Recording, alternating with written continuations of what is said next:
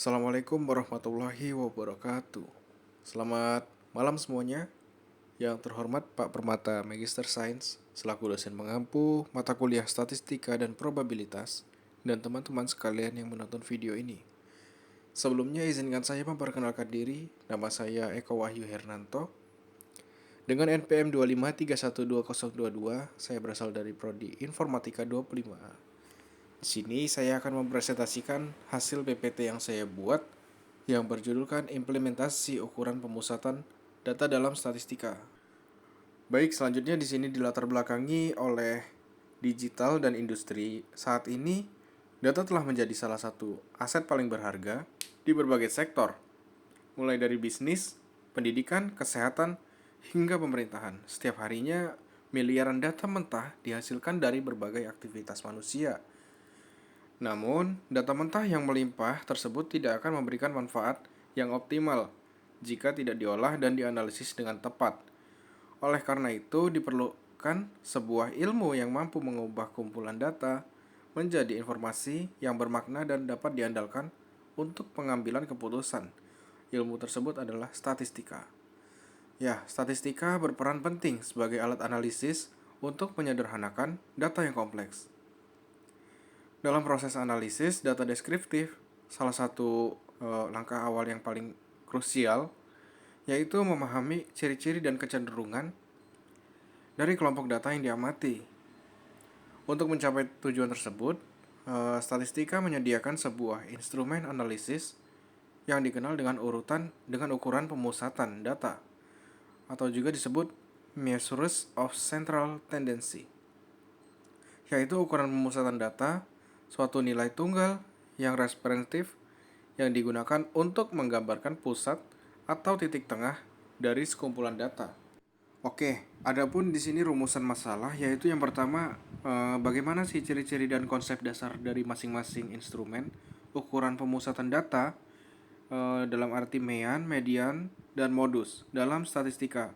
Dan yang kedua, bagaimana bentuk implementasi atau penerapan ukuran pemusatan data tersebut dalam analisis data pada kasus-kasus di dunia nyata.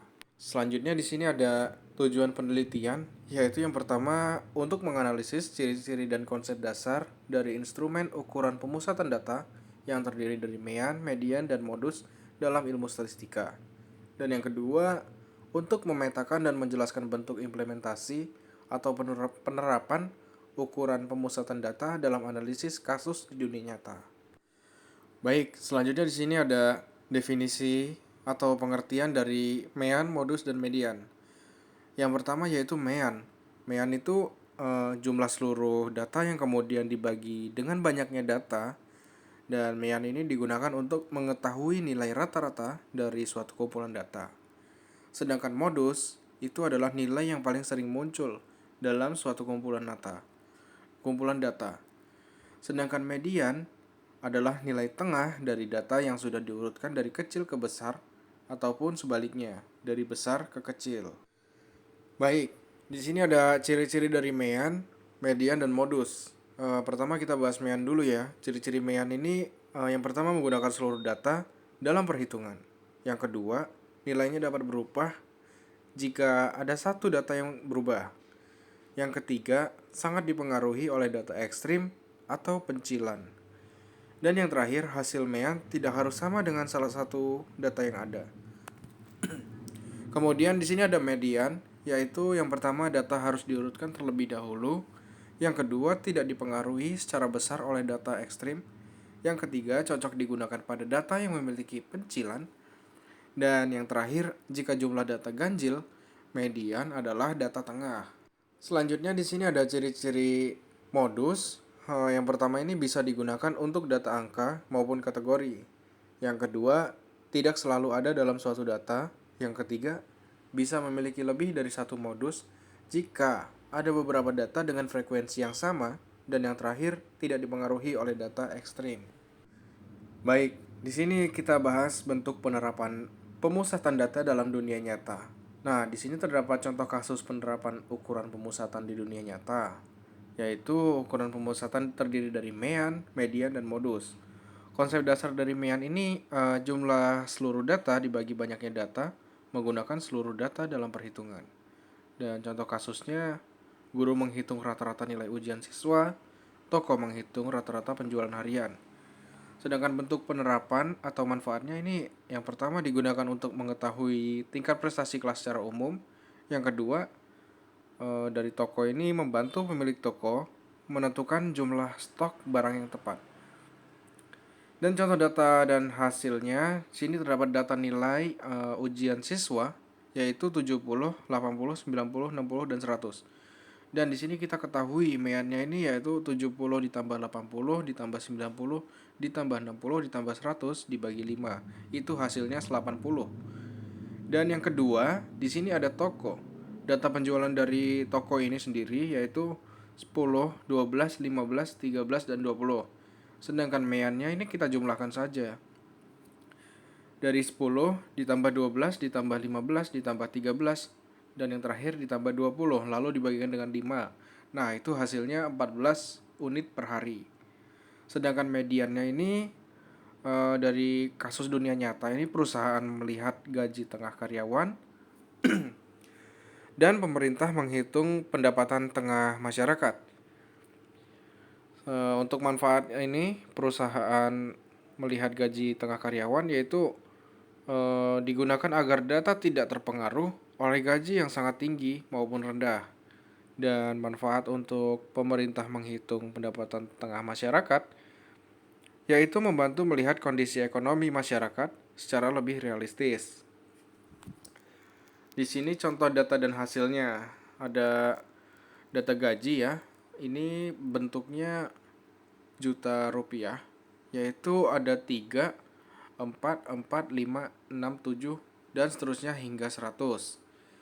Di sini kita urutkan dahulu ya, dari 3 itu di 3, 4, 4, 5, 6, 7, 100. Nah, ini median ini hasil tengahnya.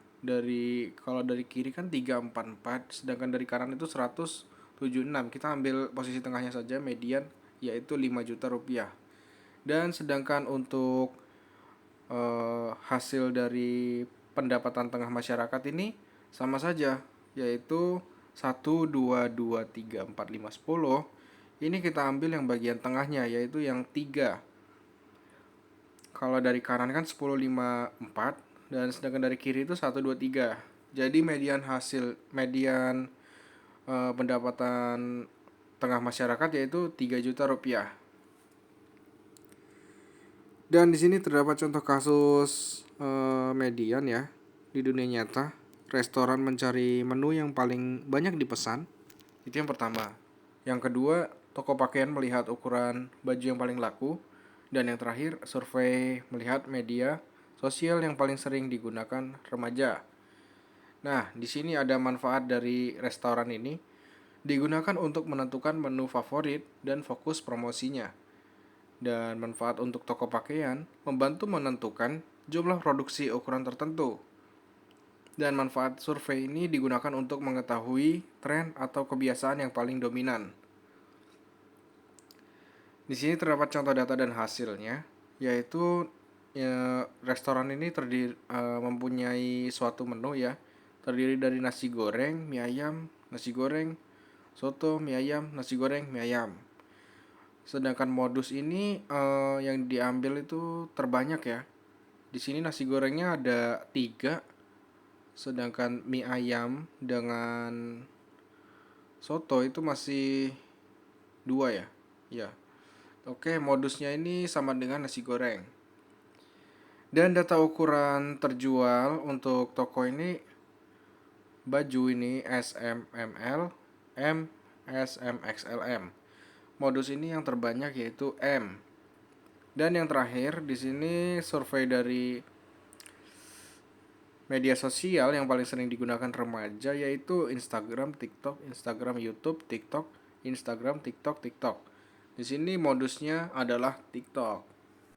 Baik, kesimpulan dari PPT yang saya buat ini, ukuran pemusatan data seperti MEAN, median, dan modus ini memiliki peran penting dalam analisis data di dunia nyata, karena dapat menyederhanakan data yang kompleks menjadi informasi yang mudah dipahami. MEAN digunakan untuk melihat nilai rata-rata secara umum, Dan median membantu menggambarkan nilai tengah yang lebih stabil terhadap data yang ekstrim. Sedangkan modus ini menunjukkan nilai yang paling sering muncul. Ketiga ukuran ini saling melengkapi dan sangat berguna dalam berbagai bidang seperti pendidikan, ekonomi, bisnis, dan sosial untuk membantu pengambilan keputusan yang lebih tepat dan akurat berdasarkan data yang valid. Baik, cukup sekian presentasi yang dapat saya sampaikan. Apabila ada kekurangan, saya mohon maaf. Saya ucapkan banyak terima kasih yang sudah menonton dari awal hingga akhir. Saya pamit undur diri. Saya akhiri. Wassalamualaikum warahmatullahi wabarakatuh.